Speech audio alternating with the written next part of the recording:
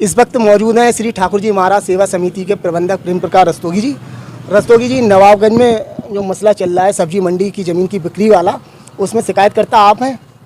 करोड़ों की संपत्ति है, बैनामा भी हो चुके उस जगह के, तो मामला क्या है पूरा और क्या हुआ अभी तक कार्रवाई में? सचिन जी, सबसे पहले तो मैं आई टुडे के माध्यम से आपको और आपके दर्शकों को धन्यवाद देना चाहता हूं कि इससे पूर्व में भी आपने इस मसले के संबंध में बात जनमानस तक पहुंचाई। पुराने इंटरव्यू मैंने कहा था कि ये जगह ठाकुर जी महाराज की है। दिनांक 25/3 के आदेश तहसीलदार महोदय के ये साबित हो चुका है उससे कि राजेंद्र जी का नाम जो है वो गलत तरीके से आया है, बिना किसी सक्षम अधिकारी के आदेश के आया है, और इस पर प्रशासन के द्वारा कार्रवाई भी अगले करने की शायद 36 गाह है, यानी कि 38 की कोई कार्रवाई होती है इस तरीके की, वो प्रशासन ने करने के लिए आदेशित किया है। उसकी कार्रवाई जारी है। नहीं, आपको क्या लग रहा है ऐसा क्यों हुआ? ज़मीन की कीमत आप क्या आंक रहे हैं? जो भूमाफिया उस पर हावी हैं उस जगह पे ज़मीन पे कब्जा करने के लिए, या जो षड्यंत्र के तहत जो बैनामा कराए जा रहे हैं, आपको लग रहा है ये षड्यंत्र के तहत बैनामा कराए जा रहे हैं, वास्तव में लीगल तौर पे वो लोग ठीक हैं? इसमें तो कोई संदेह ही नहीं है कि एक षड्यंत्र के तहत ही ये बैनामे कराए गए हैं इस बेशकीमती ज़मीन को हड़पने के लिए, और सब लोगों ने आर्थिक लाभ लेने के उद्देश्य से बैनामे कराए हैं।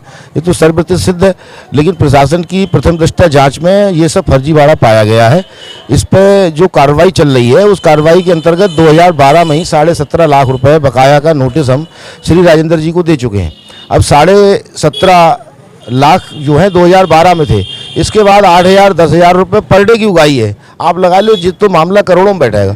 करोड़ों रुपए की रिकवरी भी इनसे होनी है, और प्रशासन के सहयोग से इन लोगों के ऊपर FIR भी कूट रचित दस्तावेज की 420, 467, 470, 471 इन पर होनी है। इसमें तो कोई संदेह नहीं है किसी के साथ। आप तहरीर क्यों नहीं दे रहे हैं? 25 मार्च के लिए तहसीलदार ने आदेश जारी करा, धारा 38 के तहत कार्रवाई के निर्देश दिए हैं। करीब 8 या 10 दिन हो चुके हैं, आपकी तरफ से अभी तक ना कोई तहरीर गई है इसमें। क्या आप चाहते नहीं है मुकदमा लिखा जाए ऐसे लोगों के खिलाफ? हम बिल्कुल मुकदमा चाहते हैं, बिल्कुल भूमाफियाओं को जेल भेजना चाहते हैं, बिल्कुल इन पर प्रभावी कार्रवाई करना चाहते हैं, लेकिन एक व्यवस्था के हिसाब से। अब धारा 38 की कार्रवाई हो जाए, धारा 38 की कार्रवाई के बाद प्रशासन खुद ही इन लोगों पर FIR लिखाएगा। जनहित में ये सब्जी मंडी जो है जनहित में लग रही है। सब्जी मंडी अगर यहाँ से हट जाएगी तो कोई दूसरा स्थान नहीं है नगर में कि सब्जी मंडी लग सके। इसमें कौन लोग शामिल हैं? ये कौन लोग आपको लग रहा है? उनके नाम थोड़ा स्पष्ट करें, जो लोग बैनामा करवा रहे हैं या जो लोग इस पर कब्जा करना चाह रहे हैं, कौन लोग हैं ये? कब्जा करने वालों में एक बहुत लंबी लिस्ट और बहुत लंबी जमात है।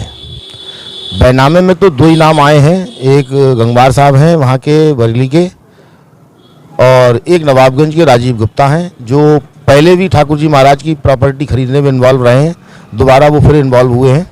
और बाकी उनके साथ उनके सहयोगी ग्रुप में बड़े बड़े सफ़ेद पोश नवाबगंज के हैं, और उनकी संख्या जो है 10-12 तक है। चर्चाएं यही चल रही हैं जो आप कह रहे हैं कि पूरी विधानसभा क्या नगर के खासकर कुछ ऐसे लोग हैं सफ़ेद पोश, जो इसमें 5 पैसे 2 पैसे 10 पैसे इसमें इस तरीक़ा से अपने हिस्सा के साथ में इन्वॉल्व हैं।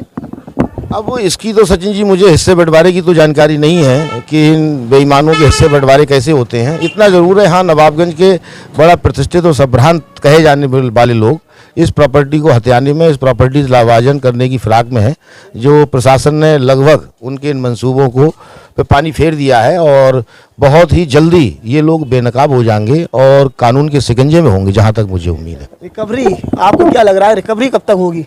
जिन लोगों ने उहाई करी है, आप तक बता रहे हैं 2012 तक, कितने लाख बता रहे हैं?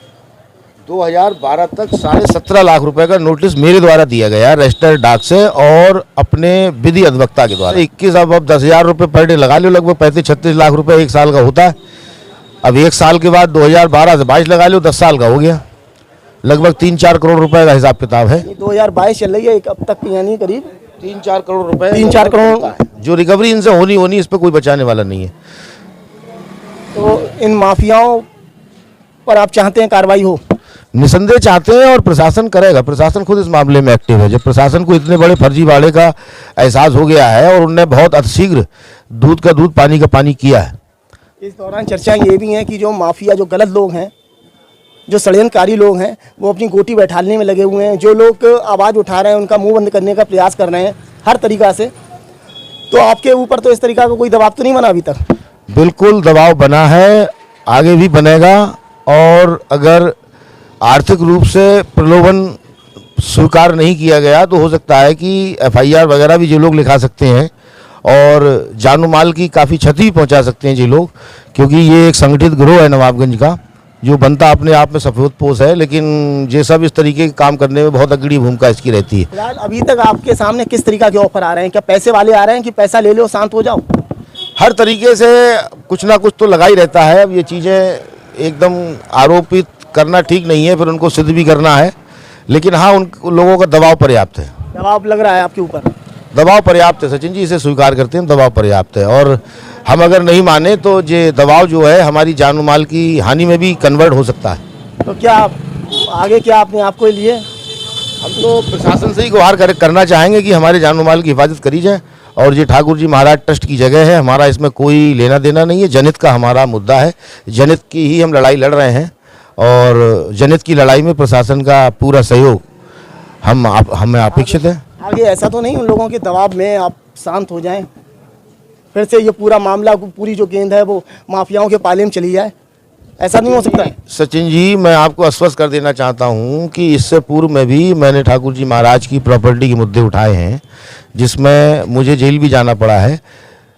उसमें जब आर्थिक प्रलोभन के आगे हम नहीं झुक पाए, तो हमें नहीं लगता कि अगर वो आगे हमें आर्थिक प्रलोभन के आगे झुका पाएंगे या किसी दबाव में दबाव बना पाएंगे। हमारी एक कमेटी है और हम संवैधानिक रूप से, विधिक रूप से काम कर रहे हैं, और विधि अनुरूप व्यवस्था में हम किसी भी हालत में उसको छोड़ने की स्थिति में नहीं है। तो ये थे हमारे साथ में श्री ठाकुर जी महाराज सेवा समिति के प्रबंधक प्रेम प्रकाश रस्तोगी जी। इनका साफ साफ कहना ये है कि उन्हें लगातार ऑफर आ रहे हैं उनके पास में कि इस मामले में शांत बैठ जाओ, लेकिन उनका ये कहना है जब तक इन माफियाओं के खिलाफ कार्रवाई नहीं करवा दूंगा तब तक मैं चैन से नहीं बैठूंगा। अब आगे देखने की बात होगी, पैसा या दबाव भारी पड़ेगा या रस्तोगी जी का जो कानून के ऊपर जो उम्मीद है वो बैठेगा।